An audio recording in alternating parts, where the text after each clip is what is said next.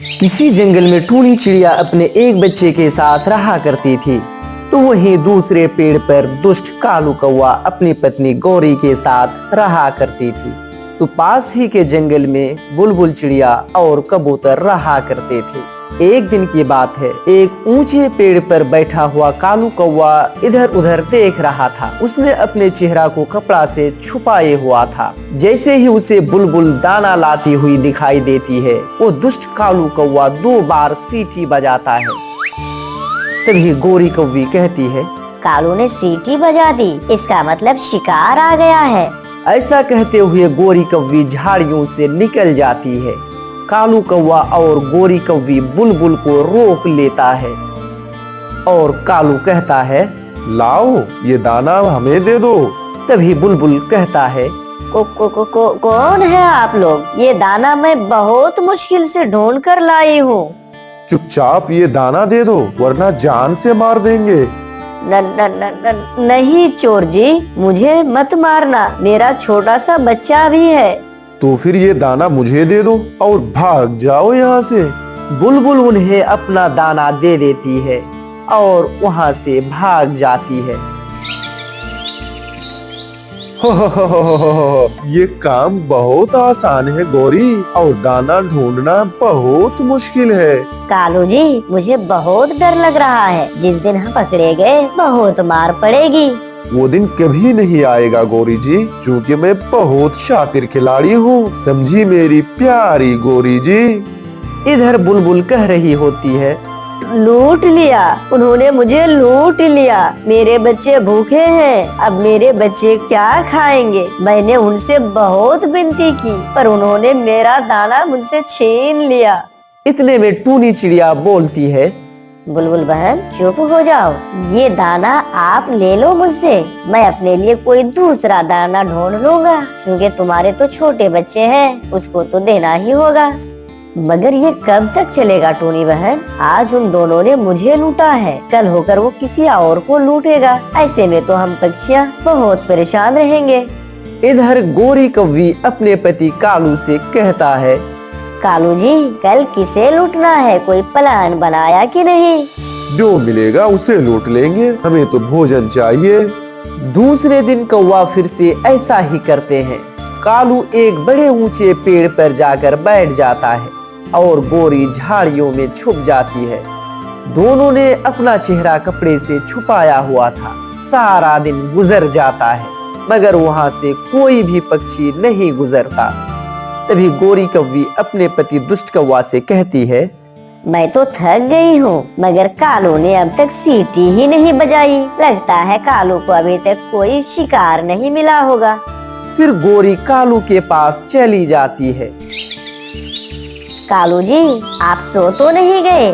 तभी दुष्ट कौवा कह रहा होता है, देख ही रहे हो गौरी जी, अभी तक तो कोई आया ही नहीं। गौरी, लगता है आज भूखे ही घर जाना होगा। अब जंगल के सारे पक्षी सियाने हो गए, लगता है मेरे डर से पक्षियों ने ये रास्ता ही छोड़ दिया है। तो फिर हम किसी दूसरे जंगल जाकर लूट मार कर लेते हैं।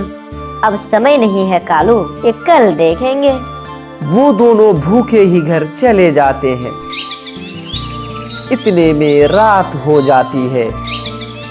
कालू जी, मुझे बहुत भूख लगी है, ऐसे खाली पेट तो मुझे नींद ही नहीं आएगी। भूखा तो मैं भी हूँ गौरी, मगर क्या करूँ? तो फिर चलो टूनी चिड़िया को लूट लेते हैं। गौरी, टूनी चिड़िया तो शोर मचा देगी। टूनी बहुत होशियार है, उसको लूटना खतरे से खाली नहीं है। मैं चाकू साथ में ले लेती हूँ और हम चेहरा छुपा लेंगे। ऐसा कहकर वे दोनों टूनी चिड़िया को लूटने अपने घर से निकल जाते हैं। इधर टूनी के बेटे से टूनी कह रही है, कुकू बेटा, कल आपकी नानो आ रही है, कल आप सुबह सवेरे उठकर नदी पर जाना और नहा लेना। मम्मा, मैं थोड़ी सी मिठाई खा लेता हूँ, मेरा मिठाई खाने का बहुत मन कर रहा है। कुकू बेटा, ये मिठाई मैंने आपके नानो के लिए लाकर रखी हूँ, कल जब तुम्हारी नानो आएगी तो नानो के साथ खा लेना। इतने में टूनी के दरवाजे पर दस्तक होती है। कोई दरवाजा खटखटा रहा होता है। तभी कुकू कहता है, मैं देखता हूँ बाहर कौन है मम्मा। कुकू बेटा, ऐसे दरवाजा नहीं खोलते, पहले पूछ लो कि आखिर बाहर कौन खड़ा है। इतने में फिर से दस्तक होता है।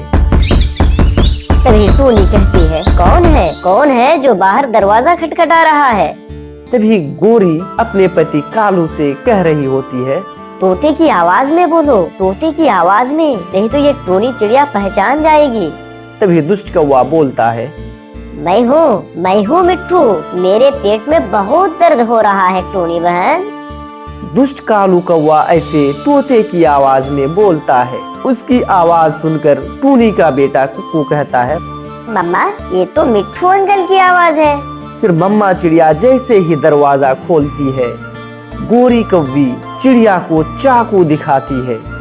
गला काट दूंगी तुम्हारा अगर शोर मचाया तो।